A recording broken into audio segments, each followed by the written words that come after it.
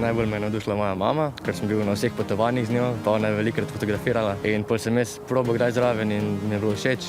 Na fotografske krožke to nisem nikoli hodil, bolj doma me je mama učila. Fotografiram večinoma s fotoaparatom, če kdaj nimam zraven s telefonom. Fotoaparat ima več nastavitev, pa vsega bolj kvalitetno je. Lahko jih sam nastaviš ali pa imaš avtomatske nastavitve, tudi fotoaparat vse sam naredi. Ampak jaz si pa rajš nastavim, ker pride lepša slika in vse. Najbolj mi je všeč potovanje, ko fotografiraš, veliko potuješ.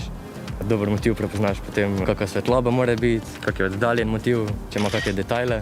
Najpogostejši motivi so mi studijska fotografija ali pa pokrajina, včasih tudi portreti. V studiu moraš imeti luči, osvetlitev, pa na stajalu se dela večinoma, pokrajina pa z roko fotografiraš, pa je osvetlitev sonce. Zdaj pred kratkim sem dobil naziv F3 FZS, začetni naziv. Dobiš ga s tem, ko zbiraš točke od natečajev. Prvi natečaj Extempore je bilo v Kozjem. Star sem bil 8 let, takrat sem naredil fotografije, ki jih še danes pošiljam na natečaje in so dosti uspešne. Žirija ocenjuje kvaliteto fotografije, pa zgodbo, pa prikazuje, pa na splošno, kak je lepa fotografija. Da obdelaš fotografijo, to ni nobeno goljufanje, to je sestavni del, da popraviš osvetlitev, ostrino, obrežeš sliko.